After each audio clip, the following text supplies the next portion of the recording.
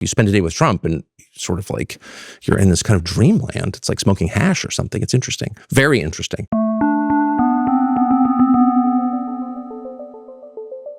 I'm Lulu Garcia-Navarro, and I'm in Maine to interview Tucker Carlson. For many years, Carlson was one of President Trump's most vocal supporters. I mean, I've always agreed with Trump's policies, always. And here I am with a full-throated, utterly sincere endorsement of Donald Trump. But recently, Carlson has publicly broken with Trump. He's not only come out against Trump's decision to go to war with Iran. This is the single most foolish thing any American president has ever done. He now says he regrets supporting the president. We'll be tormented by it for a long time. I will be. And has become a vocal and influential critic of the administration. This whole thing is like dooming anyone connected to it for the foreseeable future, including the entire Republican Party. This puts Carlson at the center of a major battle on the right over Israel, over foreign interventions, and over the post-Trump world itself. Here's my interview with Tucker Carlson. Tucker Carlson. Thanks for having me. Very excited for you to be here. Thank you. In Maine, we should say. Any excuse to come to Maine is always a good reason. Most people don't come to this part of Maine, so I'm grateful that you did.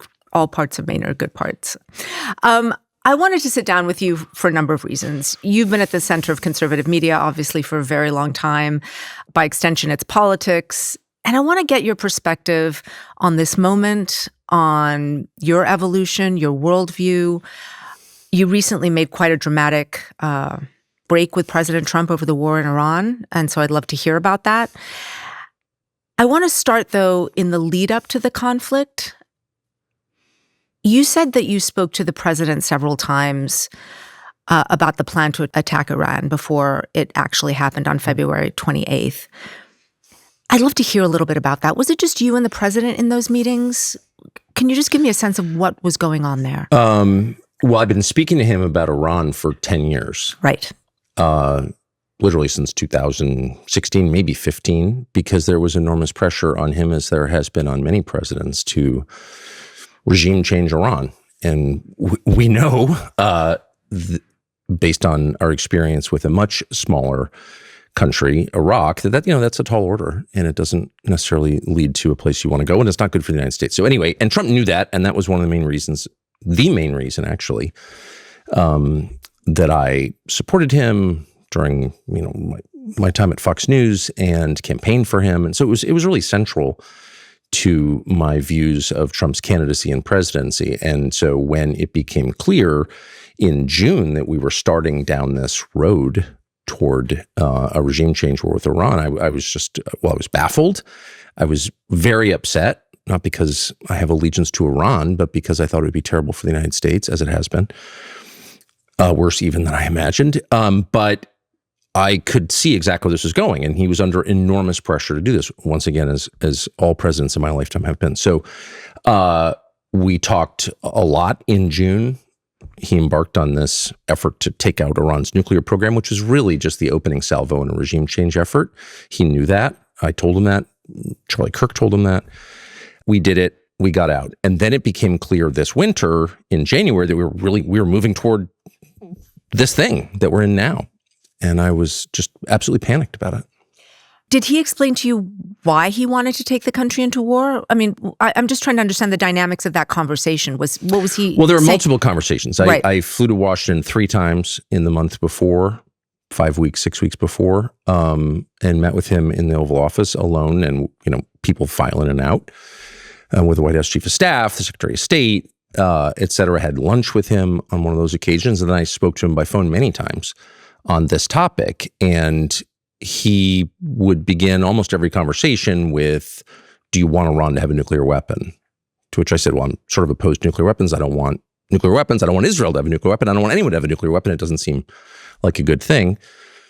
But that's not the question. The question is, what do you do about it? And that was kind of the end of the rationale for doing this. He never seemed enthusiastic about it, ever. And I would say, well, here are the potential effects of this. obviously the geography of Iran being the most important fact of Iran.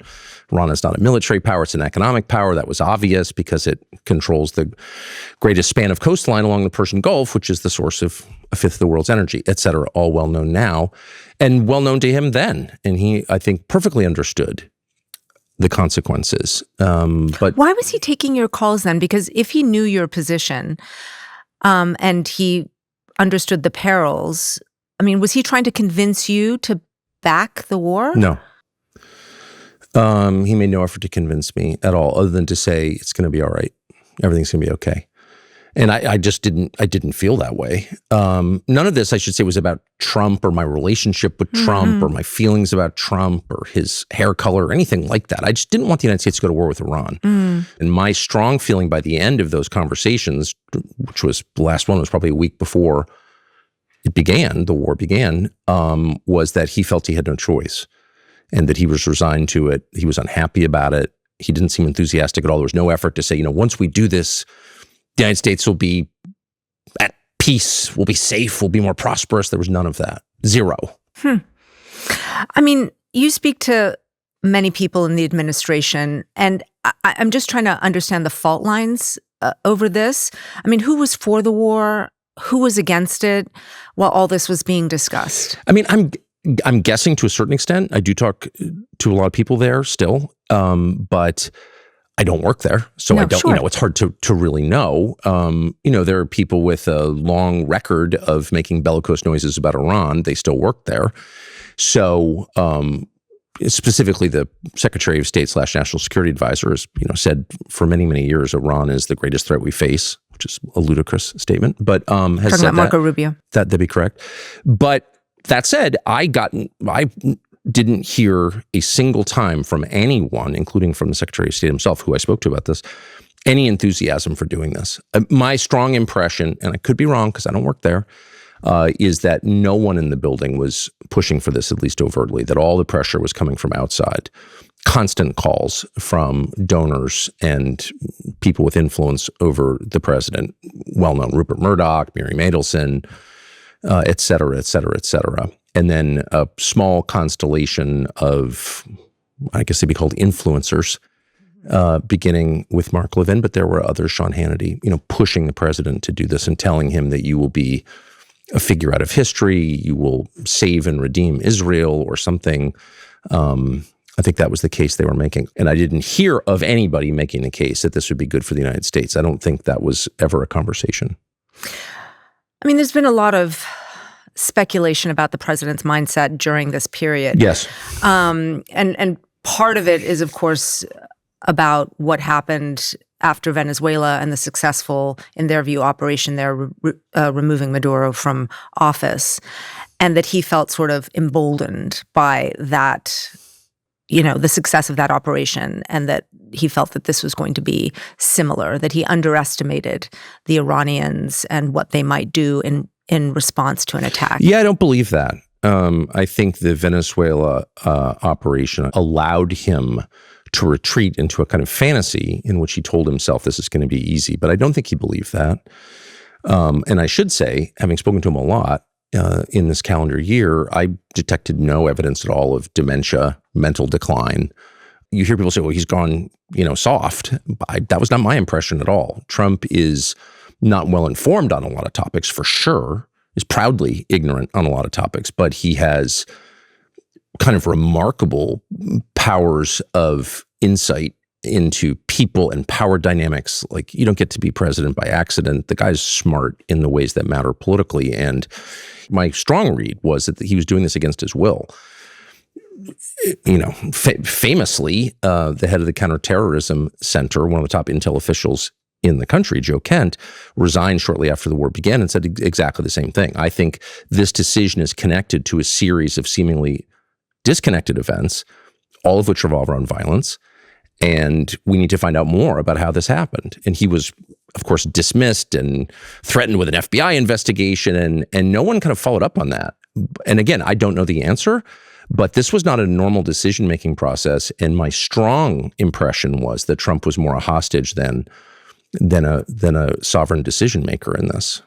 Well, so tell me what you're getting at when you say the president of the United States, the most powerful country in the world, had no choice. I don't know what I'm getting at. I'm just telling you what I observed. He seemed, and that's kind of the question. And what I'm really fascinated by is the lack of curiosity on display into how exactly this happened. What are the mechanisms by which a guy who's supposedly sovereign, in charge, granted this authority by voters, tens of millions of them, can't make a decision in the country's interest or even in his own interest? He knew, and I know he knew because I talked to him about it directly, that the potential consequences were profound and profoundly bad. The end of his presidency to start, which I think it has proven to be, he knew that.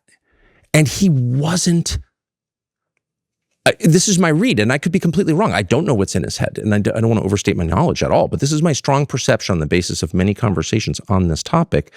He felt he had no choice. And he said to me, everything's going to be okay. Because I was getting overwrought. Don't do this. The people pushing you to do this hate you. They're your enemies. This will destroy you. This will gravely harm our country. We've got kids. I'm hoping for grandkids. Let's not go there. And he said, it's going to be all right. And he said, do you know how I know that? And I said, no. He said, because it always is. And I do think there's a kind of, Teddy Rooseveltian optimism there, but that's not really what it was. And this is my read. That was more a kind of justification from a man who feels he has no choice. And that is my strong view. And not just my strong view, the view of others who were around him and involved in this deliberation, to the extent it was a deliberation, which is not much. Who are the other people around him who had that view? I can't speak for the views of others, but I will just say once again that I never saw, nor did I hear about anybody who works for the Trump administration, anybody who was enthusiastically pushing this war on Trump, going in and being like, you know what? You want to be you want to make this country great again? We need a regime change effort in Iran. And instead, there were a lot of cowardly people, as there always are, and Trump engenders cowardice in the people around him through intimidation. And there is a kind of quality that he has that's spellbinding, and I think it probably literally is a spell. And the effect is to weaken people around him and make them more compliant and more confused. And I've experienced this myself. You spend a day with Trump and sort of like you're in this kind of dreamland. It's like smoking hash or something. It's interesting, very interesting.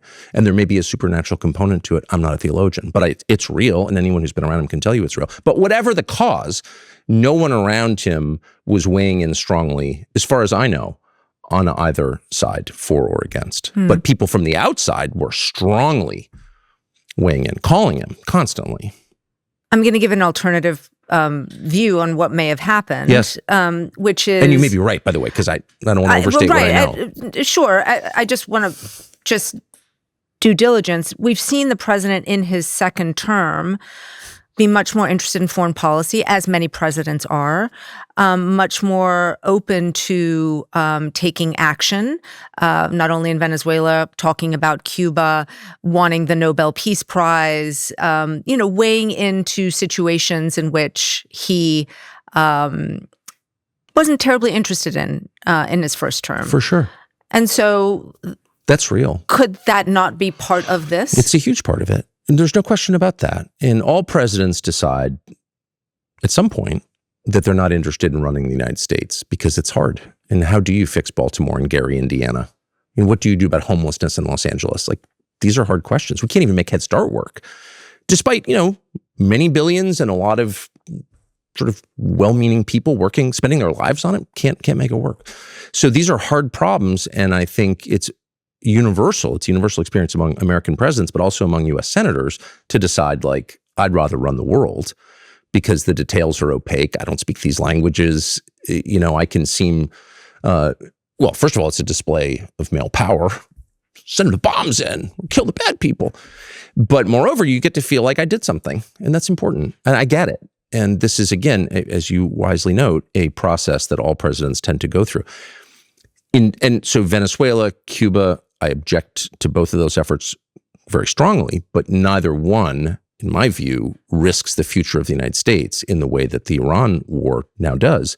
And so it's a big deal. But because it is, by the way, a contiguous neighbor of Iraq, And because Trump spent years talking about what a terrible idea the Iraq invasion was, in fact, defined his candidacy in 2016 on that point,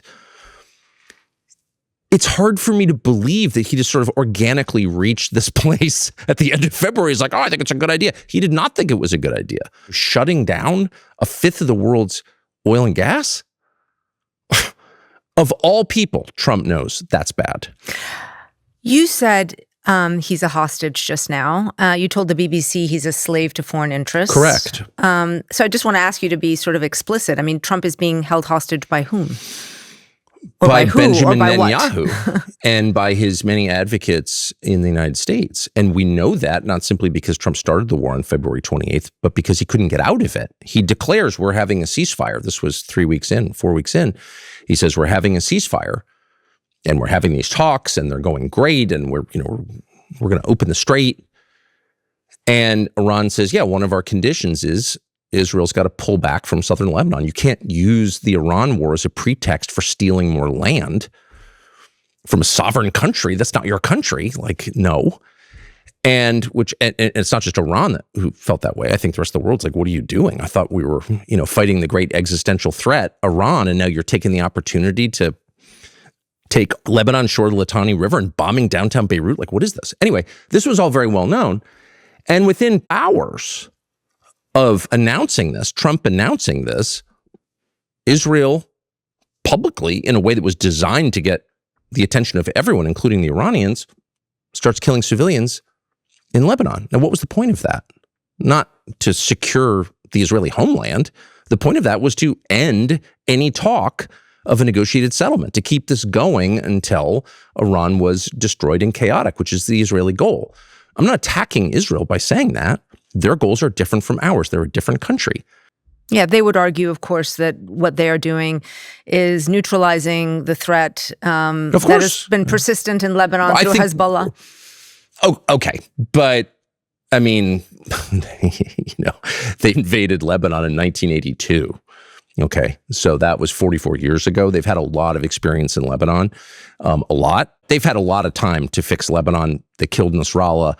They blew up Hezbollah with explosive pagers. Like, they've done a lot since October 7th in Lebanon. They chose that moment to derail the negotiations. And they've done this repeatedly. And so my perspective as an American is, look, we're the United States. We're a country of 350 million people.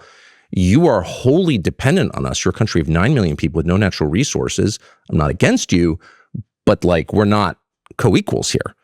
But the point I'm making is Trump could not restrain Netanyahu. Netanyahu is the one person Trump could not say, hey, settle down, or we'll just defund you and your country will collapse in about 10 minutes, which is true. Israel can't defend itself without the United States, despite whatever propaganda you may have heard. So again, it's not an attack on Israel. It's an attack on American leadership for not constraining its partner in a way that helps the United States. Trump said, I want a negotiated settlement. Israel stopped the settlement. Trump refused to even criticize Netanyahu in public. Are you joking? That's slavery. That is total control of one man by another. And it's, that's between Trump and Bibi and God, as far as I'm concerned. But as an American, that's our president, our elected president, whose job is to protect our country and our interests and our economy. And he is looking out for Israel first. That's outrageous. And no amount of oh, you're an anti-Semite, which I'm not, and I'm never going to be, is going to stop me from noting that that's outrageous. It is outrageous. Before we just move on, I am curious about this one point, which is obviously Israel has tried to exert its influence on a number of presidents. Many presidents have been asked to decapitate Iran, to do a joint military operation in the Middle East, which this is the first time really that this has happened, where the United States and Israel are doing a joint military operation against a Muslim country. And I'm just wondering why you think other presidents didn't have that influence, because they obviously were subjected to the same pressures, the same donors, the same Bibi Netanyahu who's been there since the 90s. I mean, what do you think has materially changed that made Trump more susceptible to that influence? I mean, that's kind of the question that I would like answered. And I don't know the answer, as noted. But, one argument could be, well, Trump is just uniquely weak. Okay. But that was not my perception. I think Trump obviously has weaknesses. And a lot of his posturing is compensatory, of course.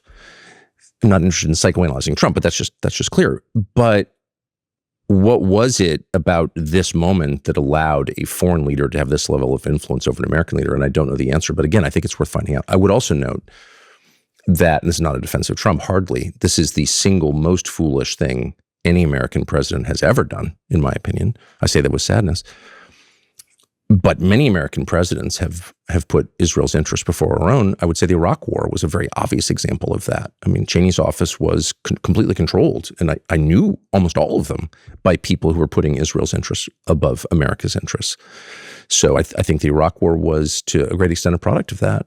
And I believe that Trump felt exactly the same way, because I talked to him about it a lot. So, what changed about Trump?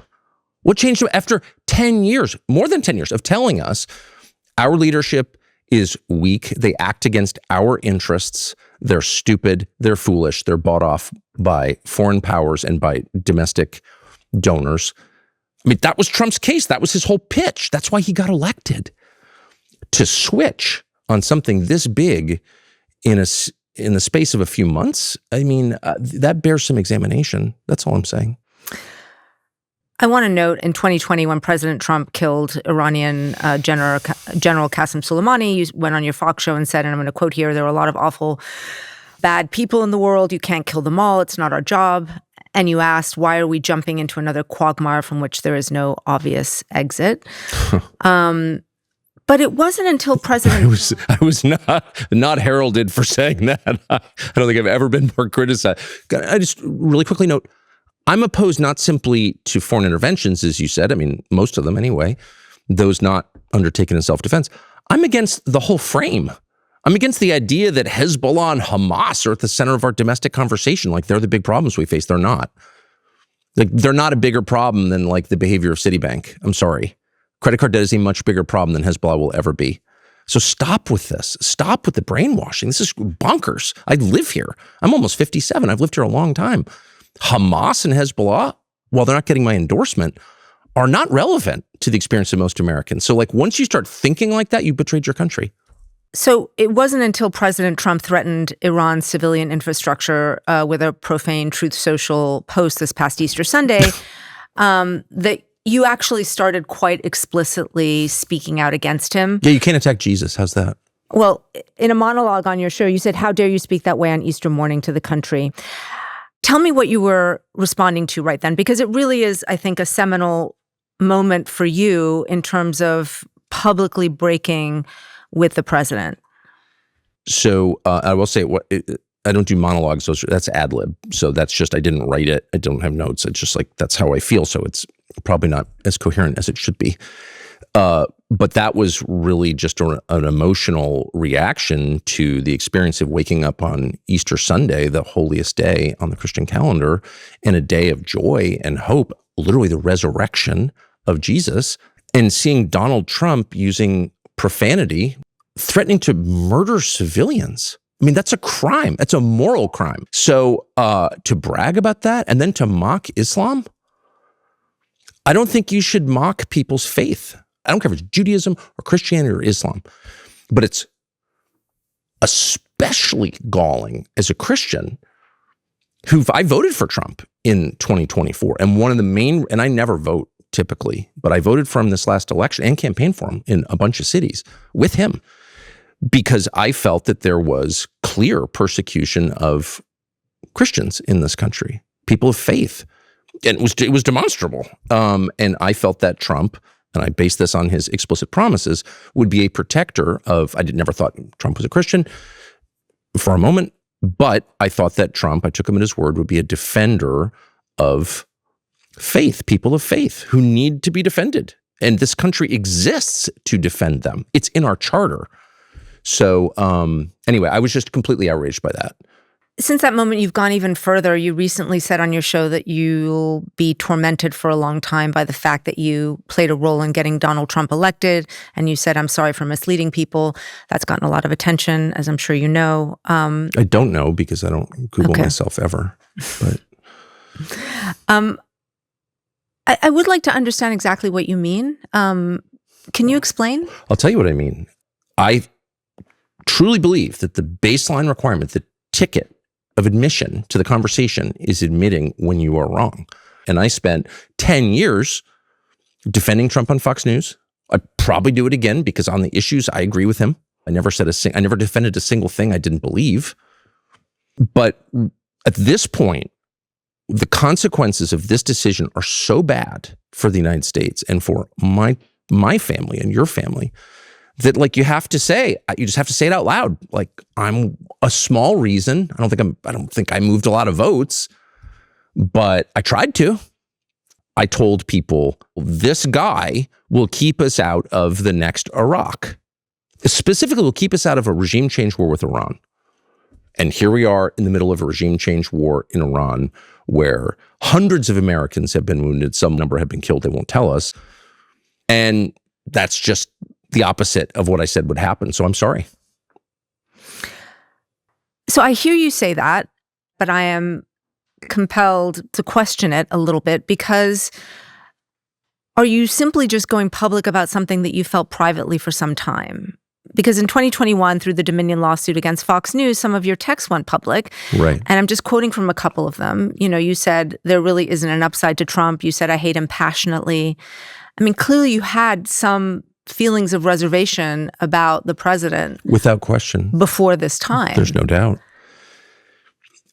So I'm just trying to understand the... You know, I have a lot of thoughts and theories about things which, may or may not be rooted in reality. So I hesitate even to spring any of my theories on you because, they're probably insane. But one thing that has bothered me for many years is the fact that a lot of people in Trump's immediate orbit have been hurt and really hurt, gone to prison, become unemployable, publicly shamed, gotten cancer. And I just am a believer in big picture assessments of things. And, so you're trying to think is Trump good or bad? He's saying things I really agree with, but then people around him are getting hurt. Is the country actually getting better? I don't know. It's hard to know. Because to some extent, your vision is obscured by the intensity of some of these debates. Mine is easily obscured by that intensity. But did I have reservations about Trump? Of course. And, to some extent, I sublimated them or rationalized them away or focused on areas where I agreed with him. All my fault. But I told myself, and I, to some extent, still believe, it's the big decisions that matter. And I knew, because I know the Democratic leadership really well, that they're completely under the control of the same forces and that we would get a regime change war inevitably in Iran if they were elected. And so I told myself, Trump is the way to avoid the really bad thing. To come back to this moment for you, which is there's the political case against Trump that you make. But I do want to ask you about the moral case that you've been making as well. And that's a word that you've used. In that monologue responding to Trump's Easter post, you said that Trump's comments were evil. And I just want to understand that a little bit better. Do you think only his comments are evil, or does the evil extend to Trump himself? Is he evil? I just want to be really clear that there's a lot of evil in me and in every person. So I just don't want to, and I've certainly experienced it in myself, and I've seen it in all people. We're all capable of evil. So I want to pull back on the judgment and be very precise about what I was saying, which is you cannot mock other people's gods and put yourself in their place. Period. That is a deal killer for me. That's worse than the war with Iran, in my opinion. Yeah. But I ask because, you've been talking on your show about whether Trump is the Antichrist. I have not said that. On your show, the day after Easter, you noted he did not put his hand on the Bible during his swearing-in ceremony as president. you said, and I'm quoting, maybe he didn't put his hand on the Bible because he affirmatively rejects what's inside that book. And then on a recent show, you went further saying, here's a leader who's mocking the gods of his ancestors, mocking the God of gods, and exalting himself above them. Could this be the Antichrist? I actually did not say, could this be the Antichrist? Here's a leader who's mocking the gods of his ancestors, mocking the God of gods, and exalting himself above them. Could this be the Antichrist? Well, who knows?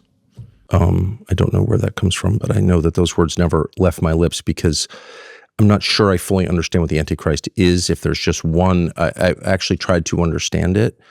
I may have said some are asking that. I'm not weighing in on that because I don't understand it. Just to be totally No, in clear. Revelations, obviously, the Antichrist is named in different Yeah, and not just Revelation, but throughout the Yeah. New Testament, there are references and in the prophets as well. So, but no, I'm not speculating about that. I know that people are speculating about that, but I would say it's enough to acknowledge that Trump, like many leaders through history, is putting himself above God. But even on a more terrestrial level, like to send out a picture of yourself as Jesus has got to be a red line for Christians. How could it not be?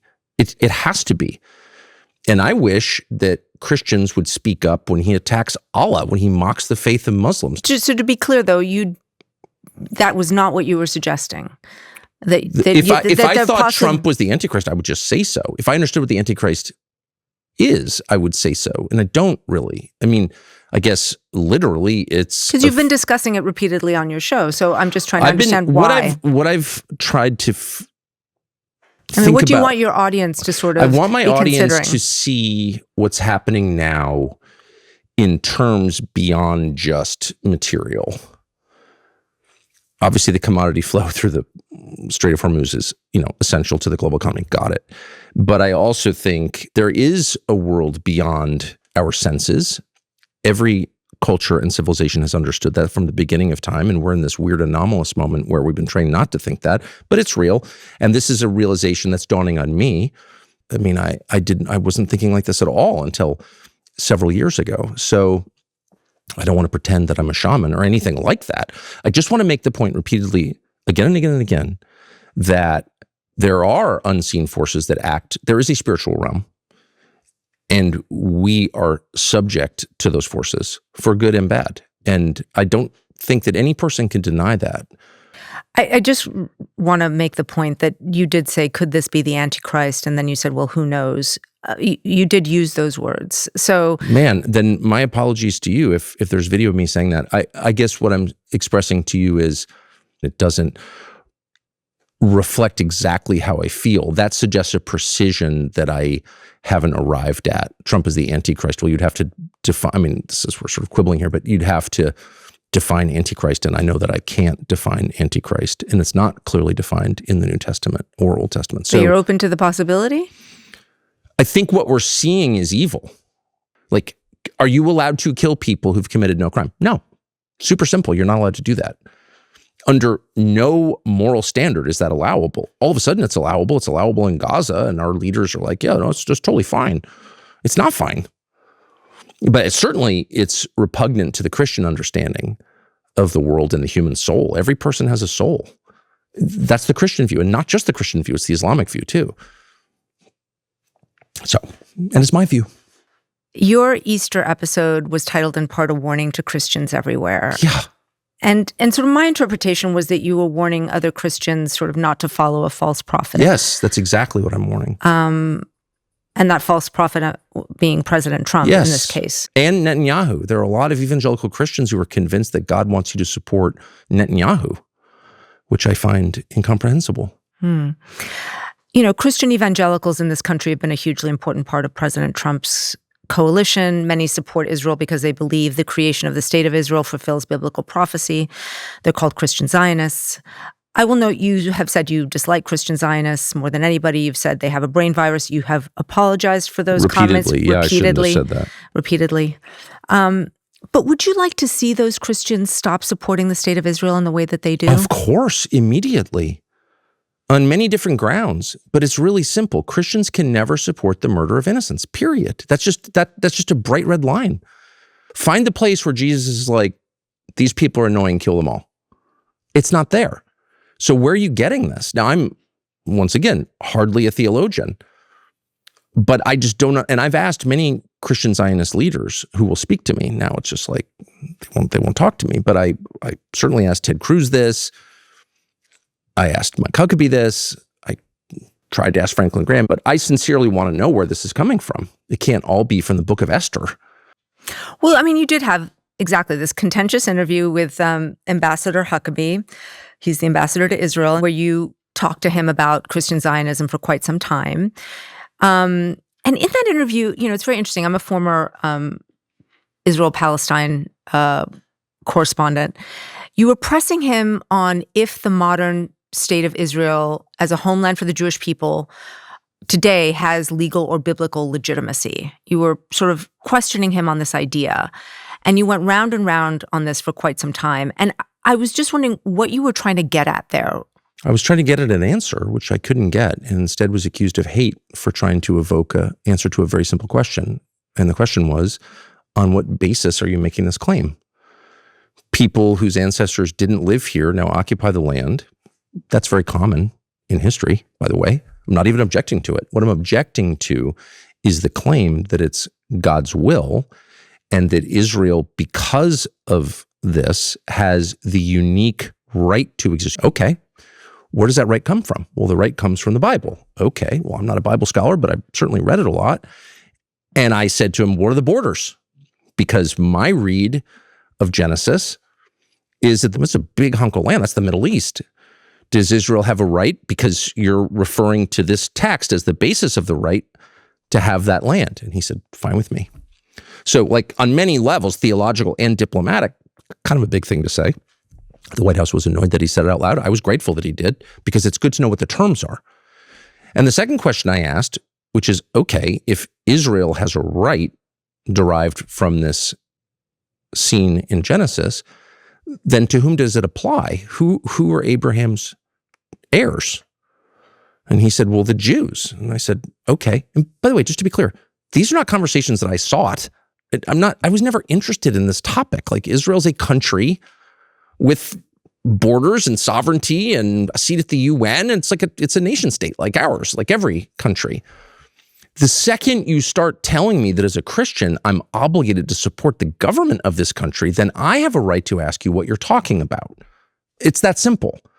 So, okay, fine. I flew all the way to Israel, which I didn't want to do. And I asked him, what are you talking about? To whom does this right apply? And on what basis? Shut up, anti-Semite. Okay, now.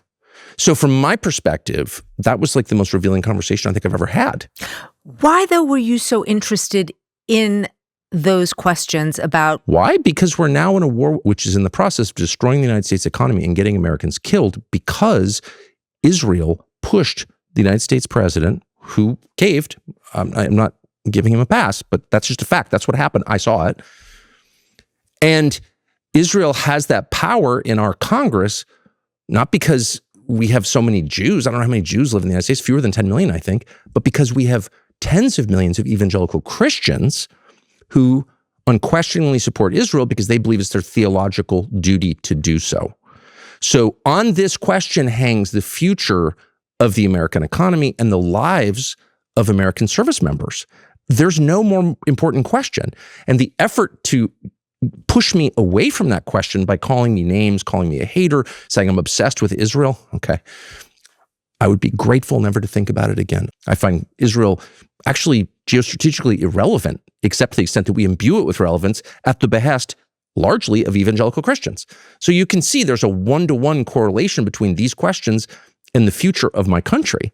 Mike Huckabee and the people he represents have made it the nation's business, at which point it is entirely fair. In fact, it's a requirement of good citizenship to press him on what are you talking about? And he refused to answer those questions, at which point I say, as someone who's still committed to reason, you've been exposed as a fraud and or a liar. I think one of the reasons why this was particularly notable for many people, that interaction that you had with Mike Huckabee. And the reason you in particular got so much pushback is because there is an enormous sensitivity around Israel being the homeland of the Jewish people and the attempt to delegitimize that. I have enormous sensitivity about the United States being the homeland of my people and the burial place of my ancestors. I have enormous sensitivity about the future of the United States. Those are my concerns. I'm not dismissing the concerns of any other group, including Israelis or Iranians or Venezuelans or anybody else. Everybody has his or her own set of concerns, but my concerns revolve around my country. And so I'm not going to subordinate my concerns and the concerns of my children to other people's hysteria, no matter what country it is. Why do you think you get tagged so often with anti-Semitism? Because I think there are two reasons. One is I'm not an anti-Semite, and I think that's obvious. And I've expressed this many times, and I'll do so again, I have temperamental and religious objections to anti-Semitism or any hate or discrimination based on bloodline that is against Christian theology. It's against my personal ethics, and I oppose it no matter who is suffering from it, whether it's whites or blacks or Jews. Nobody can be punished for his bloodline, period. I don't believe in collective punishment, unlike the Israeli government. So that's number one. I am opposed to anti-Semitism, and that's a threat because I'm not approaching this as someone who wants to hurt Jews. I just don't want the United States to be implicated in the crimes of other nations. And I'm not intimidated. And number two, that is a much easier conversation than answering very simple questions like, where does the right to exist come from that Israel has, that I've been told for many years has a unique right globally to exist? Where does that right emanate from? Who granted that right and on what grounds? And they can't answer the questions, and they don't want to have the conversation. So just to be totally clear, asking questions is not hate. Telling the truth is not hate. And they don't want to answer the questions, and they don't want to tell the truth. And by the way, it's not just Jews.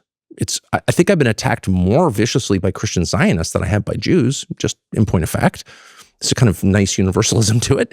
But I'm not intimidated. I don't know why I would be. In fact, I think it's my obligation not to be intimidated. Can asking questions, though, stir up hate?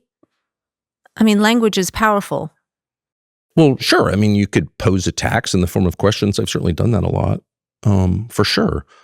But the questions themselves hang in the air, and a legitimate question deserves an answer. The reason I want to press on this a little bit more is that you know that there is an entire anti-Semitic worldview that has been based on the protocols of the elders of Zion, you know, that there is like this cabal of powerful Jews that controls the world. And, you know, that book was written in the early 20th century, but it, you know, helped the Nazis, and it really has informed a lot of the views of many people today that there is, you know, this very powerful sect of Jewish people who want global war and global conflict. And I think that there is a concern that I have, and a real concern. I don't mean this as something that people say to slander anyone, but just a real concern that the rhetoric where everything is blamed on Israel, where Israel has these supernatural powers almost to influence the president, to influence the previous president, George W. Bush, to enter into the Iraq War, to, you know, be involved in assassinations, et cetera, that it has echoes of that, and that people are genuinely concerned that it opens the door to this idea that has been debunked and has been used in, you know, absolutely vicious ways to annihilate an entire people. I'm not quite sure what that means. Let me tell you my concerns. My main concern is the destruction of the United States. And that is in no way to minimize anyone else's concerns, but I have a right to that concern. And I will not have my own concerns hijacked. I will not submit to being told what my concerns should be. I'm an adult man who pays his taxes. I have a right to come up with my own hierarchy of concern. And at the very top is the destruction of my country, which I've lived in for 56 years. And I know that it's not better than it was, and it's not getting better than it was. And there are many reasons for that. One of them is this war, but there are many others. And so people say, well, I'm really concerned. Well, I'm really concerned too. I'm really concerned that the Prime Minister of Israel and his many cheerleaders in American media, including at the New York Times, if I can say, pushed the U.S. government into a war that hurts the United States. That's my concern. And I would say that's at least co-equal with anyone else's concerns. So that's the first thing I would say. Second, as the elders of Zion or whatever, I don't know what that is. I've heard references to it. It's like a czarist forgery or something. Look, I guess I'm just wondering what the line is for you. The line for me is the truth. What is actually happening? Between criticism. I mean, this is, by the way, a very difficult line. I am in no means purporting to understand necessarily where it is. I'm curious for you where the line is between criticism of the state of Israel and how that could be perceived as feeding into anti-Semitism. Well, it breaks my heart that it is perceived that way, and that's the product. That perception is the product of a decades-long effort to conflate anti-Semitism with any criticism of the secular government of Israel. Okay, so the IHRA definition of anti-Semitism lists 11 examples of anti-Semitism, and that's been adopted globally. 40 different governments have adopted it as their standard of what anti-Semitism is, and 2/3 of the examples are criticism of Israel. So, I don't get to write these standards. I also don't have to abide by them. And I reject, as ludicrous, out of hand, the idea that the criticism of a secular government is the same as criticism of an entire ethnic group, many of whom do not support that secular government, many of whom reject that secular government, and a lot of those I know personally. So you're just not going to get me on board with the lie that criticism of Netanyahu is hatred of all Jews, because it's not. And I don't care how many times someone repeats that to me. I don't care. And by the way, I've lost friends over this, and I do grieve that.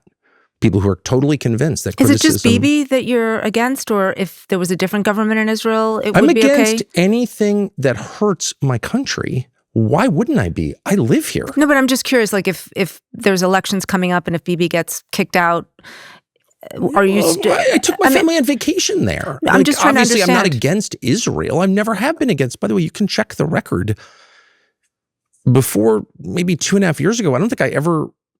Well, I certainly never criticized Israel, but I rarely even mentioned Israel. I could give you a long list of the things that I love about Israel, particularly about Jerusalem, which is one of my favorite cities. Jerusalem and Beirut, greatest cities in the world. It kills me to see them at the center of all of this. I think the second that we ban criticism of a foreign country, well, of course, we're not free at that point. We're slaves of that other country. Whatever you can't criticize is the force in charge. I don't think it's, by the way, good for global Jewry to have any of this at all. If you tell 350 million Americans that it's against the law, and it's very close to against the law at this point, it's against the law to criticize Israel, how does that help the perception? Does that feed anti-Semitism? I think it does. Not that it's my job to monitor or regulate this stuff, but I mean, just common sense would tell you that's not good. If you want to make the case on behalf of anything, any idea, including ones I disagree with, make your case. Tell me why it's a good idea. And we're falling out of that habit and instead trying to hurt people who disagree with us. And I just will always reject that. I guess I'm the liberal. I would say it's not exactly against the law, but I understand you're someone referring to someone was just arrested. Because look, the specific things that well, the second you say that criticism is the same as a threat, or words are violence, then of course it's very easy to arrest people, as they are arrested in Great Britain. They've had hundreds of people arrested in Great Britain for criticizing Israel.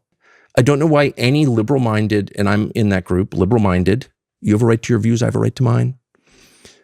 I don't know why any liberal-minded person will go along with this and not say, whoa, whoa, whoa, whoa, this is totally bonkers, and this is the road to totalitarianism. And I would say that about any topic.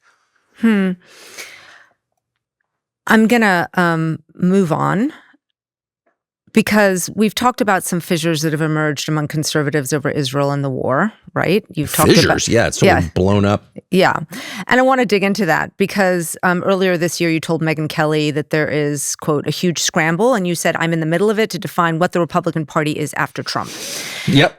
So boil down the scramble for me. Are there two sides? Well, I lost that scramble. Yeah. I mean, is it driven by ideas, personalities? I mean, something else? Like, what do you see happening? Look, I mean, there have been disagreements over foreign policy within the Republican Party for, well, really since 2015 when Trump announced for president. There was no disagreement at all. It was a neoconservative party completely. I was part of that for sure. And unthinkingly and then unwillingly, but whatever. But since 2015, there's been this kind of debate like, well, you know, what is the appropriate use of American power? And what is our relationship with Israel? And those have been sort of sotto voce debates. But it's only with this full regime change effort against Iran that they've become untenable. Like you can't. I mean, my own view is I'm always happy to eat with and talk with people I disagree with. I guess I'm the liberal here. But there is a strong sense among the neocons who've completely taken over the Republican Party that anyone who disagrees cannot be allowed, like literally in the White House. Okay, I don't make these rules. I feel sad about it for a bunch of reasons. I would say as a political matter, the constituency for that is very small.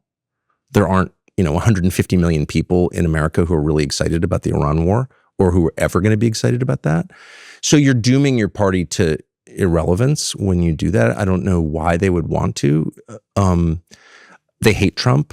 The neocons hate Trump, have always hated Trump. I had a first row seat to this. And now they've destroyed him. And I told them that. I said, these are people who hated you from day one. They couldn't control you. They hated you for that reason. What you said about the Iraq war inflamed them. It humiliated them. And they want to destroy you. And this war will destroy you. I said that point blank right to him. And it's true. And it's, I think, proven true now. And what do you mean about you being in the middle of it and losing the scramble? Well, because Charlie Kirk and I think we're the only people, I'm confident in saying we're the only people in June of 2025 to say to the president, this is a very bad idea. The people pushing this are trying to get you involved in a regime change war. You've campaigned against that. Don't do this. And then on September 10th, Charlie was murdered by a lone gunman. So by the time this latest round happened in January and February, I think I was the only person who said that to Trump for a bunch of reasons. So now it's, we know who won by the effects. So this was, from my perspective, was a debate between people who thought it was wise to use American power in the way we're now using it and those who thought it was dangerous.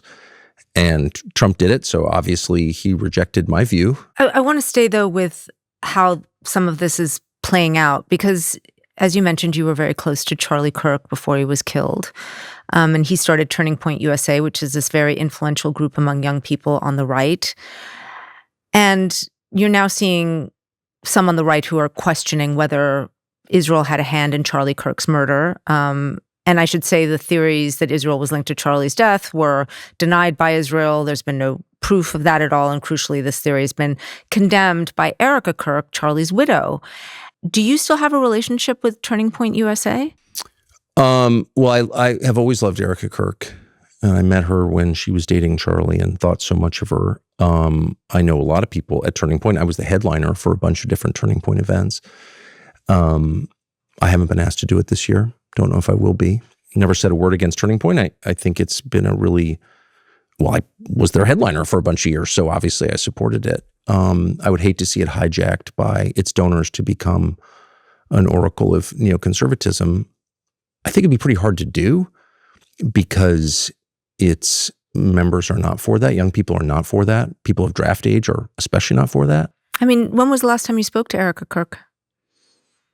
A couple of weeks ago. Okay. By text. So my concern, and this is not about Erica Kirk or Andrew Colvett or any of those people with whom I've never had a crossword and hope never to have a crossword. But my concern more broadly is about the investigation into Charlie's murder, which was short-circuited by the FBI. And I'd like to know why. And I don't care to be screamed at for asking that question. It's a legitimate question, and we know that. Well, I know that for a bunch of reasons. But the public knows it because Joe Kent said it out loud and explained it. He's the head of the National Counterterrorism Center. He's an ODNI. And he was told by the FBI that he could not investigate it. And as a friend of Charlie's, I'm not going to be intimidated into saying the following, which is, on what grounds would you do that? I'm not saying the guy who's been arrested didn't pull the trigger. I'm not, there's been no trial. He was obviously handed over by his father. Do we know that? I don't know what I know because there hasn't been a trial yet. And again, it's like so many things. And it's not just Israel. It's not just Charlie Kirk. It's the existence of NATO or the way the economy is structured. Why is capital taxed at half the rate of labor? Like, that's a question that bothers me. In every case, shut up, socialist, racist, conspiracy theorist. It's like, I'm just too old for that. Why don't you answer the question? That's my job. Do you think Turning Point's influence has waned since Charlie's death? I haven't the faintest idea. I do think that, I agree with most Americans when I say I think this war's a disaster. It's impossible to see how it helps the United States. And, I would like to see all self-described conservative groups pressure the president, as Charlie did, to minimize the damage. And then I hope Turning Point is working on that. I don't know the answer, but I certainly hope they are. I can't, so they should. I can't say confidently Charlie would be working to do that. Obviously, Turning Point is just one organization trying to reach youth on the right, but you also have Nick Fuentes, the far-right white nationalist influencer who's called Hitler effing cool, who also has a huge following among young right-leaning men. How do you see Fuentes in terms of the future of the right? It's so hard to know. I'll tell you my instinct on it. Most of the debates about race, ethnicity, religion, to some extent immigration, are less resonant long-term than debates about economics. I think the main frustration among young people is not just that the composition of the country is changing too fast, which it definitely is, but the main concerns are about the lack of economic opportunity for American young people who are totally screwed at like a more profound level than people acknowledge. Older people do not acknowledge that. I had dinner the other night with a bunch of kids from Stanford, really smart. They're at Stanford. And one of them said, oh yeah, his best friend just graduated with a degree in computer science last year, has not been able to find a job. Stanford computer science can't find a job. So that's like a window into the total destruction of the economic opportunity for young people and what looks to me as a non-economist like the true hoarding of capital by a tiny group of people.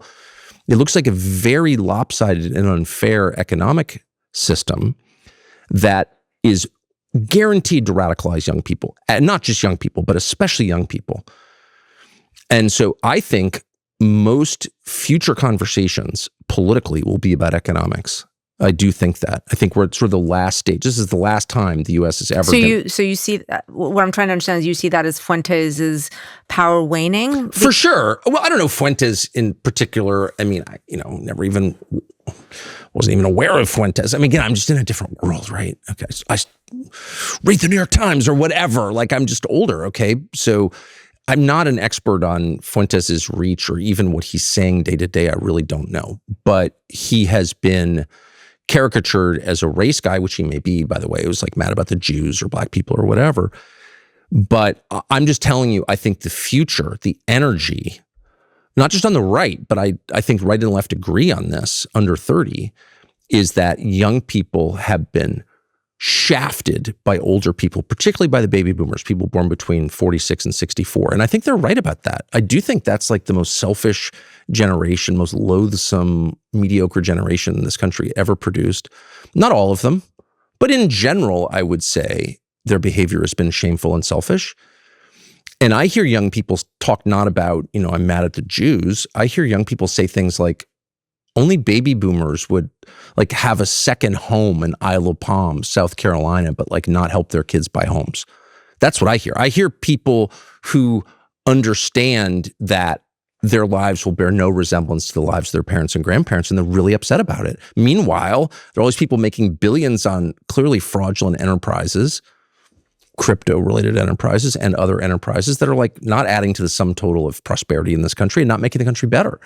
So that's where I think the radicalism is going to start. And the murder of that healthcare executive in New York, the health insurer guy, I'm against all murder, just to be totally clear. But I was surprised but not really shocked by the reaction, the positive reaction. All these kind of normal-looking people on the internet are like, I'm glad they killed him. They don't even know his name. However, that reflects this revolutionary frustration. And I do think it's revolutionary. I think one of the reasons that Trump is apparently going to make weed legal is just so we can lower testosterone levels even more. Just make people more passive. Have some more benzos. Like, it's fine. It's totally fine. Because it's not fine is the truth. So again, long-winded answer to a short question, but the future that I imagine is not a future in which we're yelling at each other about race. It's a future in which people are legitimately revolutionary, maybe even violent on the basis of thwarted economic opportunity. I mean, Fuentes wants America to be a white Christian nation, among other things. Okay, well, he's very good at defending the New York Times, but I think the real issues are not about Fuentes or even about race. Immigration has a direct effect on economics. And so the overwhelming majority of newly created jobs in the past 5 years have gone to foreign-born. So like it's not an attack on the foreign-born to say that's not really the job of the U.S. government to provide economic opportunity to the world. The job is to protect its own people. I can tell you don't want to talk about Fuentes. Well, I don't have a lot to say. Okay, I just think okay, he said naughty things about this, that, or the other thing. Okay. No. Well, you caused a big, I'm focusing on you. This is an interview of you. I didn't cause anything. People got hysterical. How can you talk to this man? I talked to people. Brought Fuentes onto your show. I've interviewed Ted Cruz, who's calling for the murder of innocents. I don't think Fuentes is doing that. But that conversation was pretty friendly. People say that. I mean, whatever. Okay, I'm naughty for talking to Fuentes, but you've been doing this for decades. I mean, I have watched you and your shows for a very long time. And you obviously have a very savvy understanding of how to approach your interviews and how they're going to land. Why? I don't know about that, but yeah. Well, I don't think I'm that savvy. Maybe I'm underselling myself. I mean, why did you want to handle it the way that you did? You started with. Well, I've explained this a million times, but I'll explain it very crisply. No, you started, No, I noticed that no one talking wants about his background and where he grew up. It's a different kind of interview than the one when I look at Ambassador Huckabee. I've known Huckabee for over 30 years. Huckabee's been a public figure for over 30 years. But one was prosecutorial. You were building a case. The other one was friendly. I mean, you were wrestling quite vigorously with. If I agreed with everything Fuentes said, I would just say so. Like, there's no the effort to kind of like divine my motives. When I state my motives clearly, I think I'm telling the truth. I know, but as you have acknowledged in this interview, let me just state my motives. You use questions sometimes as a form of if I could just state my motives, attack. And you can either believe me or not. And I've done this many times, but I'll do it once more and say, I never heard of Fuentes. I first heard him because he was attacking me and my family, which enraged me. I did fall for the bait. And so then I thought, well, this guy seems like I keep hearing he's very influential. Let's have him on, hear what he has to say. So I did that. And on the question of hating Jews because they're Jews, I'm opposed. Told him that to his face. Lots of people decided that I should have taken a different tone. Okay, do your own interview with Fuentes if you want. That's okay with me. But I guess what I've come to believe, I didn't feel it was a significant interview, especially on any level, except to the extent it was used to try and make me into a Nazi, which, again, I'm not. I would admit it. But what I think is interesting is the kind of moral scheme that interview revealed, which, not surprisingly, is childish and kind of repulsive. And by moral scheme, I mean like what the people in charge, including in journalism, think is right and wrong. So I think anyone who calls for the murder of innocents or justifies them is the lowest possible person. There's nothing worse than that, than killing kids. And you take someone like Randy Fine or Ted Cruz. Or Representative from Florida. Yeah, Mike Huckabee. Senator in right. Texas. These are all, I don't know Fine, but I know the other two very well and have for many years. And both of them have just been like, no, we should go kill people and their kids. And they make excuses for that. Like, there's nothing worse than that. And yet, those are the only controversial part of those interviews from the perspective of others in journalism is that I was too mean. I was too tough. I was too tough on Mike Huckabee, who's a sitting U.S. ambassador, or Ted Cruz, who's a... I don't think that was the concern. Okay, but the point is... I think when you just compare them... who do you think is more morally repulsive, Ted Cruz or Who Nick do you Fuentes? think is more morally repulsive? Ted Cruz. Ted Cruz is a sitting U.S. senator who has called for the killing of people who did nothing wrong, whole populations who advocated for this war. Nick Fuentes is like a kid. He's like 26 or 7. He has no power except his words. Here you have a public official who we pay, who has actual power, who's voting for things, who's making policy decisions. And those decisions would include, in fact, they are focused on the murder of people who did nothing wrong. And yet no one thinks it's a big deal. Well, this is totally fine. I mean, if there's tape of Nick Fuentes saying we should kill people because we hate their parents, or it's okay to kill children, I would love to see the tape, because that's disgusting. And that's basically what the entire U.S. Senate does every single day, and no one notices. Nick Fuentes said something naughty that I disagreed with. He made fun of things that I don't think I would never make fun of them. He's a white nationalist who's denied the Holocaust.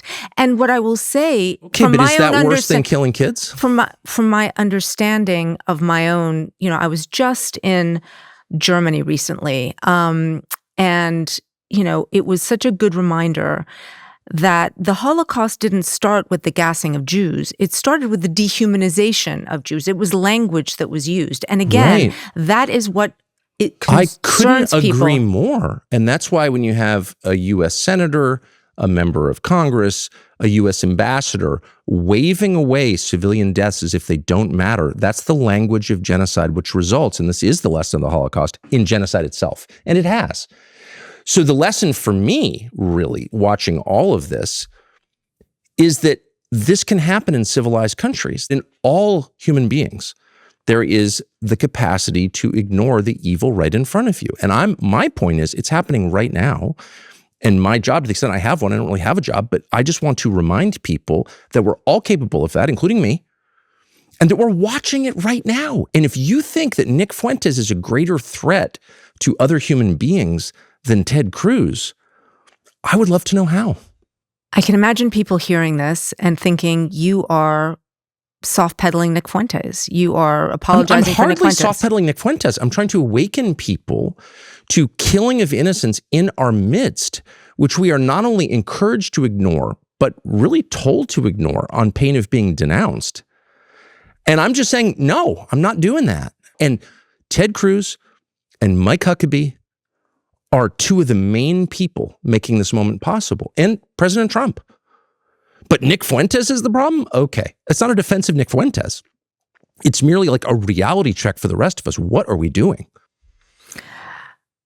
We began this conversation by discussing your rupture with President Trump. And I'd like to ask about your relationship with the vice president, because you were one of the people credited with getting him into that role. You were close to him. You advocated for him. Are you still close to Vance, considering your rupture with the president? I mean, I will always love JD Vance as a man. I think, and I'm making this judgment on the basis of his public statements over many years, I think he's in a tough spot. He's in a tough spot. I mean, he's on the record repeatedly saying this is exactly the thing that this administration would avoid doing, and now they've done it. President Trump was also on the record saying similarly. As I've said many times, exactly. And by the way, I wouldn't characterize it as a rupture with Trump. He betrayed his promises to me and everybody else, and I acknowledge that in public. So it doesn't make me the person who breached the contract. He's the one who breached the contract, to be clear. But it puts the vice president in a super difficult spot. And I know him well and think so much of him as a person. And it is my guess that based on his past behavior, that he's doing everything he can to mitigate what he sees as the ill effects of this. And, but it's kind of hard to call the shots when you're vice president because that's not in the Constitution. So no, I would never, I put him in a bad situation just by my public, he was attacked endlessly for my Nick Fuentes interview. Oh, so scary. And, okay. So I always felt bad about that. He didn't do anything.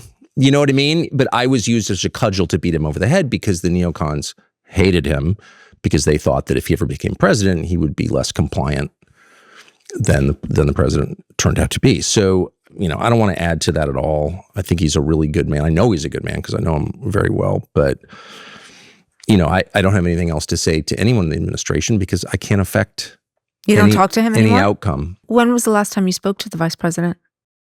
Oh, I don't know. But I don't want to add to his problems at all. But I would just say what's obvious is that I'm hardly an advisor to this administration. And I think it's also clear that Donald Trump makes these decisions. You really don't know the last time you spoke to Vice President JD Vance? Weeks, months, days? I don't know. I mean, I would never characterize that. I don't want to cause him more problems. I would just say I'm not advising. No one's seeking my counsel. I'm not trying to influence anything. I gave it my best shot. Didn't work. Well, let me ask you this. Vance was not in favor of the war, but he ultimately didn't seem willing to die on the Hill. I mean, he could resign. He could, there's many things he could have done, I suppose. Do you wish he'd been more forceful? I will just say, I'll just be totally blunt about what I'm doing, which is taking a pass on your question and say that I know JD very, very well. And I think it's like super tough situation. He's in my prayers. I mean that. And I just don't want to add to what is clearly a really hard job. I know that if you were in my position, you'd press. Oh, go crazy. But I'm just saying, like, my only goal is I just want to be honest. And so I'm being, I think, as transparent as I possibly can be, I'm being transparent. Course, yeah, no problem at all. And saying that my job is also to press you. I get it.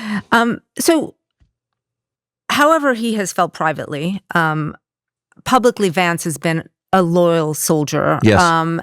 Even going so far as to head the recent negotiations with the Iranians.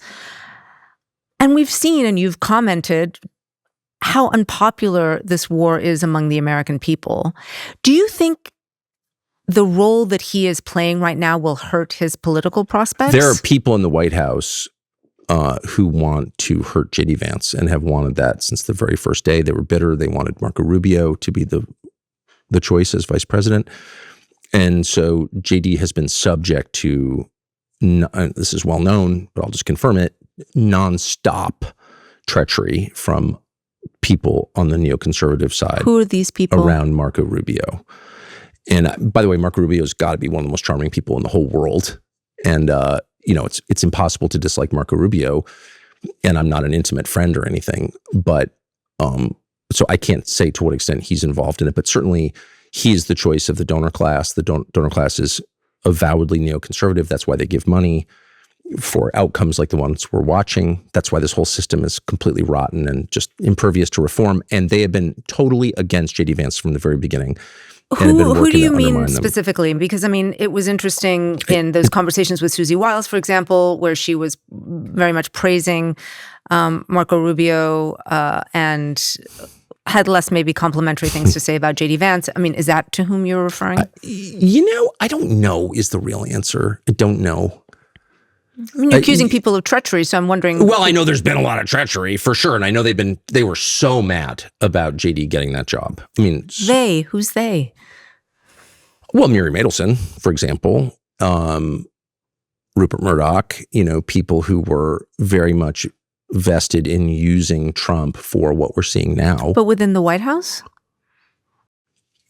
I don't know the answer to that. I've never worked there. So if you don't work there, you can say, you can say what you think you know, but it's hard to really know. This is me looking skeptical. Yeah, well, no, but it's me being honest. I don't really know. And you read all these things about, Susie, is of course a product of Florida, and there's a whole Florida group and the consultants and Marco and all the rest, and people whisper about that. Is that true? I really don't know. I've never heard her say anything against JD. She seemed to love JD, but who knows, man? Who knows? But I know, I definitely know that outside, mean, it's hard to believe that Mark Levin and Laura Loomer, who are, like have no constituency whatsoever and would have influence in the White House, but they do. And both of them have been out for Vance from day one, big time. Do you think it's hurting, though, his political prospects, to repeat the question, that he has been put in the position, according to you, that he is fronting these negotiations in Iran?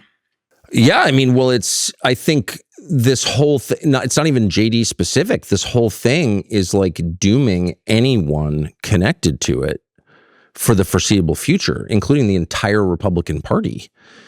And, if you're psyched for President Gavin Newsom, I guess that's a good thing. I'm not. So I think it's a disaster. It's a true disaster. And again, I told Trump this like 10 times, like, this is going to blow up your legacy.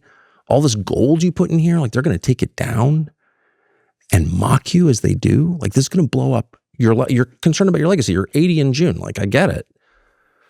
But this is not the way. And I think that's proven true. So you think this will doom JD Vance as well? I don't know, doom. I mean, I'm obviously not good at calling the future, but I couldn't be more, I couldn't be a bigger fan of him as a man, but I think anybody connected to this is going to have a hard time explaining it, because how is this good for the United States? It's not. One more question on this particular issue. It was just published that your son, who worked for the VP, left that job. Did your rift with Trump have anything to do with that and make it hard for him? Zero. He was not forced out of the role at all. And my understanding of it is, let me just say, in a normal world, in a decent world, my son or my son's job would have no relevance at all to me. Why did your son leave then? If he wasn't forced out? I don't know. You can ask him. But he was there over a year. Like, I don't know. White House is an intense place to work. I don't want to talk about my son. He's got nothing to do with this. No, I mean... No, but that's kind of the point. Like, we need to defend the core beliefs of our civilization, which, by the way, are attractive to the entire world. People move here not just for our robust economy, but because they want to be judged on the basis of what they did, not on what their parents did. That's the whole point. That's collective punishment. It's blood guilt, and we reject it. I gave this lecture to Nick Fuentes. I gave this lecture to Mike Huckabee. The lecture never changes because the idea is the core idea of our civilization. Since you mentioned Nick Fuentes, I have one last question. You opened the door. I don't care about Nick Fuentes. He is not a JD Vance fan. He's called him a race traitor because of his marriage to Usha. I don't care. He's like who is Indian American. Wait, let me finish the question. I mean, given how influential Fuentes is right now. Is he? Is he not? I don't know. Doesn't seem to be. He didn't get us into war with Iran. Like, who cares, actually? That's kind of what I'm saying. Like, all of this is like a sideshow. Americans are being killed in a foreign country at the behest of another foreign country, and it's going to wreck the US dollar and cause hyperinflation in our country. And we're like fretting about what some kid on the internet said. It's like, who cares, actually? But this is a way of taking us away from the core issues, which are economic. They're economic. And that is the one thing that nobody ever wants to talk about. How is the money distributed? Where does the money come from? No one wants to, that's why, like, the only left-wing movement I ever had a lot of sympathy for was the one that arose after the global financial crisis. Occupy Wall Street. I didn't know exactly what they were about, but I was like, yeah, we should be mad at the banks because, like, they did this and no one got punished. And within like 20 minutes, we're talking about black people and white people. It was like, I'm happy to talk about economics, but your interview with Fuentes has 25 million views. But to say that it doesn't matter isn't, and it matters in what sense? Like, does it matter more than? But can I finish my question? Yeah, of course. Thank you. Given how influential he is, and I just don't think that there's any argument about that. I'm wondering how. In what way? I'm wondering how you think JD Vance could become the leader of the party after Trump if you have someone like Fuentes speaking so critically of him. So I'm so glad you asked that question because its premise reveals everything. All right, tell me. So the premise of your question is that JD Vance can't. No, I'm not saying that he can't. It's going to be difficult for JD Vance to advance politically because of. I'm asking, do you think? Just the premise that it could be. That JD Vance's interracial marriage is a bigger problem than his foreign policy views. No, I didn't say that. It doesn't. No, I'm saying that there is a person who is incredibly influential in the Is party. he incredibly influential? Like on what basis are you saying that? Oh my goodness, there's lots of evidence, not only on the reach of what he talks about, but also can you name a single member of Congress who's acknowledged his existence or said I did this because he told me to? That's a Groyper? I don't know that there's. There's not a single member of Congress who would ever stand. Who would ever stand up and say, or even show evidence of being influenced by Nick Fuentes, where they're out of 535, they're about 500 who were taking money from AIPAC. I have already asked about the war's impact on Vance. This is a question about the future of the party, and the future of any party are its young people. And in the same way that Turning Point USA has influence on young conservatives, so does Nick Fuentes. And so, I guess I don't know how we're measuring that, but what I'm trying, all I'm trying to ask you here is if you but listen, there is what I'm trying to a strain in the Republican Party, especially among young people, who are racist, who talk about JD Vance and his marriage in a particular way, and I'm asking you, and you can decide not to answer it, but I'm simply asking you. I'm trying to answer it. If you think that is going to be a problem for JD Vance leading the party, because let me answer your question. Thank you. You were unable to tell me how Fuentes was influential in any way other than the views on a video, which are probably lower than those on your average porn video. So that's like not a good measurement. It's not meaningful. Does he have influence on our politics? I haven't seen any. So let's just start there. Second, JD Vance's problems with young people and old people and the party itself revolve around his views on foreign policy and economics, which are the issues that actually matter. Third, race is thrown up as a distraction so often, as in this case, to distract from what actually matters, because on questions of economic, let me just finish, on questions of economic, if I can finish, on the Fuentes himself is a distraction from the conversations that matter, because power is displayed through the structure of the economic system, globally and per country, and in the use of force. So it's the economic program and the foreign policy program are what matters in every government from the beginning of time. Those are the two questions on which there's a bipartisan consensus in Washington between Republicans and Democrats that we should do this thing. The public rejects that thing on both categories. They reject the economics that are a consensus choice in Washington, and they reject the foreign policy that's a consensus choice in Washington. And so Washington's response, Wall Street's response as well, is to be like, let's have a race war, and you guys can like argue over blacks or whites or whether JD is married to an Indian woman. Like, what? And so Fuentes is incredibly useful for people with actual power to divert the conversation to something that is both irrelevant and divisive, because it's a divide and conquer strategy. And my strong view, gained over 35 years of watching carefully and being involved, is that that's come to its end. Okay. And JD's real problems are his foreign policy views, the ones he's articulated for 10 years, are in direct opposition to the foreign policy views of the people who fund the Republican Party and the Democratic Party, same people. And they have the same views. It's the idea of the uniparty. Well, on these questions, it's totally true. We can argue about the trans thing. You can have legitimate views on race, legitimate views on trans. Those are real issues. I'm not saying they're not. But those are not the issues on which empires rise and fall.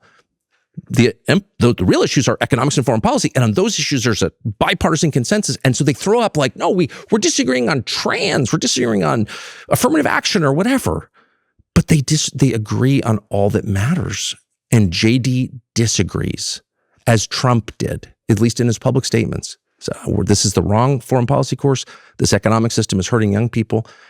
And so Fuentes shows up and everyone wants to talk about Fuentes because it's really safe. No one wants to talk about, why are capital gains taxes half those of taxes on regular income? Like, I think that's like a critical debate. You will never have that debate. Have you ever asked a question about that? No one ever asked that. And I think that's like, nothing's more important domestically than that, but whatever. That's my opinion. Okay. I wish I hadn't done the Fuentes interview because... Really? Yeah, it was totally not worth it. I mean, it was like kind of interesting, I guess, but it was used as I added to the distraction. What I really wanted to talk about was where we were going in this war with Iran. And I spent like a month getting calls from people being like, you're a Nazi. Okay. And I wish I hadn't done that. Not that it didn't imperil my soul. I've interviewed far worse people than Nick Fuentes, like Mike Huckabee, a far worse person than Nick Fuentes, hurt many more people than Nick Fuentes. Same with Ted Cruz. But so I don't think it affected me. I interview people I disagree with all the time. And often I'm polite to them, including war criminals. The only person I've really been impolite with is Ted Cruz, because I have limited self-control and he's just so repulsive I couldn't control myself. And I was a jerk and I tried to apologize. But if you had to sit across from Ted Cruz, it's just, there's something about him. It's just like repulsive. I mean, it's like disgusting. Like if you entered a men's room and Ted Cruz was there, you would be like, I can hold it. I'm leaving. And I broke down under the strain of his repulsiveness. But in general, I try to be nice to everybody. But man, that Fuentes interview, I just added to the distraction. I think we're done for now. We're going to speak again. We're going to speak again? Yeah, you didn't know that? No. Oh, you thought this was one and done? Oh, my man. No. On the interview, we speak to our guest twice. So a few days later, I followed up with Tucker Carlson. We talked about his views on immigration, his disdain for both parties, and whether he thinks his rupture with President Trump is permanent. Hi.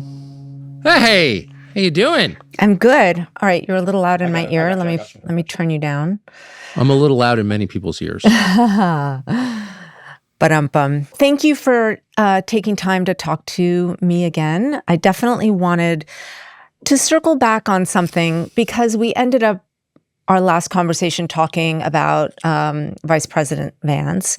But I also wanted to ask you about somebody else that you were close to, and that's Don Jr., the president's son. He supported your new media venture after you left Fox. So I'm wondering what your relationship is now, considering your comments about his father. Have you talked about it? Are you still in touch? I've known Don for a long time. We share a common love of the outdoors, and we don't actually talk a lot about politics. We talk mostly about hunting and fishing. And so I have not spoken to him about the war in Iran, and probably won't. But, I think his views on that are pretty well known. So you're still in touch, in other words? Yeah, absolutely. And I expect to be. I mean, Don's a friend of mine and a really good guy, but our relationship is not political at all, really. In fact, I don't remember the last time I talked about politics. Yeah. I mean, I guess it brings me to this wider issue about how you critique the president. You're always quite careful to say how much you like him personally. Mm-hmm. Are you worried about alienating his base, though? Because aren't they some of the same people who tune into your show?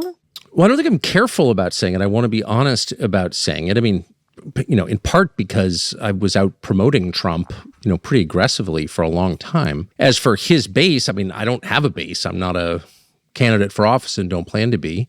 You have an audience, We do have an audience, yeah, and it's grown. And, it's not exactly clear who that is. I mean, I get these readouts from our tech guys. Well, we have, new people watch. Well, who are they? It's like you don't really know. But, this war is unpopular. The idea of sending Americans over to risk their lives to regime change in another part of the world is itself unpopular, whether it's in Iran or any other country. So, I mean, I think I'm on the side of the majority in this country, and maybe the numbers reflect that. But I don't really think about that when I'm thinking through what we talk about, who I interview. Because when you do look at your page on YouTube, you do definitely see that the numbers are much bigger when you talk about the war in Iran. And so... well, we're in a war with Iran, and it's the biggest thing that's happened in my lifetime. And the potential consequences include nuclear war. And so it's an inherently big deal, and it's being ignored or downplayed by most of the rest of the media. So I think we benefit from taking it seriously, but it's inherently serious. That's my view of it. And so I would talk about it, almost no matter who watched or didn't, because I think it's that important. One more question about the president. Your comments have clearly gotten under his skin. I mean, he's posted long screeds on Truth Social about you. Mm-hmm. And, to refer again to those texts that came out in the Fox News Dominion legal fight, there was one from you saying that Trump is good at destroying things. And you wrote, yes, he's the undisputed world champion of that. He could easily destroy us if we play it wrong. I mean, do you worry about him destroying you now? He's got a lot of power. I don't worry about him destroying me. I mean, I turned 57 next month. My kids are grown. I mean, there's not really, what can you do to me? I don't work for anybody, and I'm not that worried about my own life anyway. But he does have the capacity to destroy, and I do think that it's a binary. You're either creating or destroying in this life. And I think he has proved through the course of his life better at destroying than at creating. I mean, he's created some, but I have a strong preference for creation over destruction. And, he's look, one of the reasons that I appreciated Trump from day one, in addition to always enjoying his company and finding him hilarious, is because he was very good at assailing the foundations of rotten structures. And I knew that they were rotten because I am from Washington and I knew those institutions well. And I knew that despite, how they described themselves, they were basically just fatuous and long outdated and probably deserved to be taken down, like a house with rotten sills. And Trump was great at exposing that and taking them down. USAID, as someone from D.C., I knew a lot about USAID, and I thought, why are we doing this? This is counterproductive to American interests, and Trump just went in there and took it out. And I like that. But that is the first step. Of course, that can't be the end stage. The first step is you scrape the old property, then you build something new and better and beautiful. And we haven't gotten to that part of the program. And it's not even really being promised at this point, which is troubling. Do you see a path toward supporting him again? I mean, if he suddenly took actions that you agreed with, do you see yourself coming back into the fold? I'd support anybody who made life in the United States better. Of course, it's absolutely not personal. And that's part of what I hope to convey by always adding the caveat, but I like Trump because it's not personal. So I would always support and I mean literally anybody, no matter how unlikely the person, no matter how much I disagreed with his previous policies or reviled him as a man or whatever. It almost doesn't matter. If someone's doing a good thing, I want to be honest enough to say, God bless you for doing that. And I support that thing. So it's really about what a person is doing. It's about the fruit rather than the perception. You make this country better. I don't care who you are. I will cheer you on because I live here. And I want the country to get better. It's not getting better. Now, it's very hard for me to imagine any scenario in which we look back on the last 2 months, this war with Iran, and say that really made us more prosperous, safer, happier, united our country. I just can't imagine that. But then, a lot of things I haven't been able to imagine. So if that happens, I will be the very first person to say, well, I was completely wrong about that, and I'm sorry. And I'm grateful that I was wrong. Mm-hmm. And I will really mean it. Because I'm not, again, I don't have any partisan agenda at all. The Republican Party could not be more repulsive to me. The Democratic Party, same thing.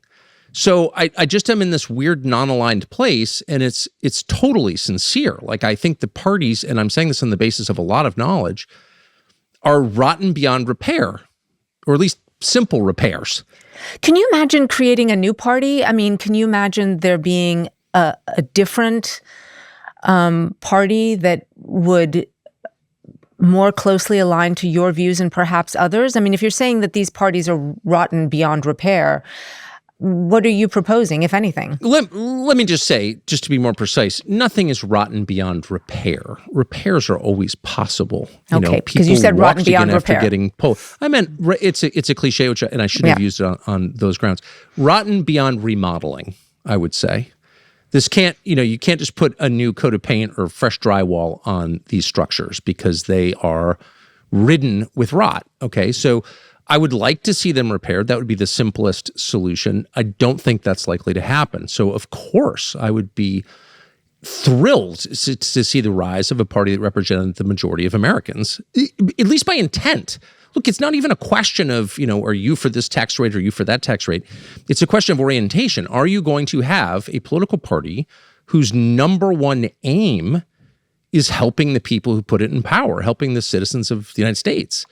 And neither party can say that, honestly, because neither party is very interested in its own citizens. The Democratic Party is much more interested in importing new non-citizens, making them citizens and making reliable voters out of them. And the Republican Party is much more interested in, fighting wars for a foreign country. So whatever you think of those aims, neither one is focused on the needs of Americans.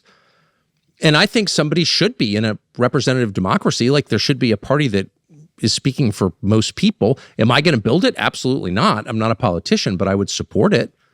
As with whatever I had, I would support it. And who do you imagine being the head of that party? I have literally no idea. So could it be someone on the left? Well, it could be anybody. I'm not even sure what the left means at this point. I mean, I have some very good friends on the left. Now, they're not conventional West Side liberals. They're not, they don't have signs in this house, we believe in science, like the sort of dopey lifestyle liberalism of my childhood. Like, I think that's kind of played out. Like angry ladies telling you to put your mask on. Like, no one wants that. But I have some sincere left-wing friends who have a critique of economics and foreign policy that I agree with completely, or substantially agree with, for sure. One last question on this. Obviously, you're in Maine. Graham Plattner is a Democrat who is vying to be the Senate candidate. Is that someone that whose ideas you are interested in at all? I mean, I certainly appreciate his foreign policy views, a lot. And I appreciate how different they are from everybody else's in his party. I haven't met him, and I plan to meet him. I don't know a lot about his other views. I think at this point, with AI posed to destroy some high percentage of American jobs, there's really no justification for immigration of any kind into the United States. You can't say, well, we're going to, 30% of lawyers are going to be out of work and this percentage of software coders or accountants or, any other sort of support a family type job. They're all going to evaporate because of this new technology, but we have a bunch of new H-1B people we'd like you to meet. That's just cruelty, both to, and most important, to American citizens, but also to the immigrant. Like, what are we doing? So anybody who's for diluting our labor pool with foreign labor is, clearly not acting in the interest of the country. And I couldn't support anyone like that. But, the prerequisite to having a rational conversation about immigration is deracializing it. Okay, it's not everything is about race. The truth is, sorry? No, finish your thought and then I was going to jump in. Well, just we are looking at the elimination of some very large unspecified number of American jobs due to technology. And there are going to be a lot of unemployed people, including a lot of unemployed immigrants in this country, and you have the potential for disunity and actual disruption, rupture of the social fabric to the extent it still exists. And so you have to shut down immigration right now. I'm glad you brought up immigration because I was thinking about what you said in our last conversation about race, and I'm going to quote you here. You said, most of the debates about race, ethnicity, religion, to some extent immigration, are less resonant long-term than debates about economics. And you said race is thrown up as a distraction. And you are someone who has spent a lot of time, though, talking about those issues. You've denigrated immigrants, saying that they make our country poorer and dirtier and more divided. And you've long warned that immigrants are going to replace what you call legacy Americans. Well, they have. The overwhelming majority of new jobs in the last 5 years have gone to immigrants, not Americans. So but wait, it's not let me really finish. a debate, actually. But you called Iraqis semi-literate primitive monkeys. I mean, you've used language that many find... What year did I say that, do you know? I think it was in 2018. I did not say that in 2018. Oh, no, 2008. I'm so sorry. Yeah, 2008. Oh, okay. So 2008. Right, yeah. So the point is I'm a racist? Is that what you're saying? No, the point is, were you part of the distraction? The question is, were you part of the distraction? Because you were using those, talking about those issues quite a lot. I wasn't actually talking about those issues quite a lot. But I would say I have been involved in many distractions, including that. I'm not saying race is immaterial. Race is important. Race is real. It's not a social construct. It's a biological reality. There are racial differences, real racial differences. They're much smaller than gender differences, but they're still real. But my point was the one that I made initially, which is for most Americans, people who are born here, Black, white, Hispanic, Asian, doesn't matter, of any race, the real concerns are economic. And I do think that certain forces, the banks, people loaning the money, have a real incentive to foment dissent within the population against each other. Fight amongst yourselves while we continue to charge you 25% interest on your credit card. And as I said, when we first discussed this, I noticed this after Occupy Wall Street, which was like the very first left-wing movement that I thought, I kind of like the theme here. I mean, it wasn't, whatever. I'm not camping out on the sidewalk in front of JP Morgan, but the idea that you could have a global financial crisis and no one responsible for it goes to jail, and the only people who suffer are the people who took the loans, not the ones who issued the loans, I felt like that's just not fair. And so I supported the idea of holding the creditors accountable for their crimes. And none ever were held accountable by Bush or Obama, as you know. And then I noticed, and this is measurable actually by a Lexis search of New York Times stories, that the term racist, racism, white supremacy, those exploded in New York Times stories, and not just the New York Times, but the rest of the legacy media. And my interpretation of this fact is that the media was used to distract the population with racial conflict. You were part of the media, Tucker. Well, I've already said I have been part of many distractions. It took me a long time to recognize this. And I'm trying to be honest about it now. Now, again, there's been an enormous amount, particularly in the New York Times, but not just, of anti-white hate, which is like totally normalized across the American media. Whiteness is bad. White supremacy is evil. Every other kind of ethnic awareness is great and celebrated, but white ethnic awareness is Nazism, et cetera, et cetera. This absurd and pretty malicious double standard. And that's annoying, and I've noted it many, many times. But ultimately, what I'm saying is that people care about their economic fortunes and their ability to pay their bills and secure a better life for their kids. And those things are way more important to most Americans I have met than anything related to race. And that's why all this stuff about whiteness being bad, which is like an outrageous slur if you think about it, all of that, in my opinion, was designed as a distraction from the fact that the American economy was becoming ever more pyramid-shaped, ever more lopsided, ever more basically ever less middle class. The middle class was no longer the majority after 2015. That was not even noted in most publications. And like, that's a tragedy. And no one even said anything about it. And instead, it was just like, white people hate black people hate white people. We got played. That's my view. You brought up Occupy Wall Street and your affinity with that. And you said in our previous interview, the future that I imagine is not a future in which we're yelling at each other about race. It's a future in which people are legitimately revolutionary, maybe even violent, on the basis of thwarted economic opportunity. And it made me wonder, do you believe capitalism is an evil system, a necessary evil, something else? And also, what do you mean about legitimately revolutionary? I certainly didn't mean to endorse violence. I can't imagine I would never say that intentionally. I'm amazed that you have a tape of me saying that, and I just want to disavow it. I'm not for violence, period. Okay. It's against my religion, and so I just want to be very, very clear that I'm totally opposed to violence. What I mean is the current system, and I don't know what you would call our economic system. I'm often told it's free market capitalism. It doesn't bear any resemblance to what I thought free market capitalism was.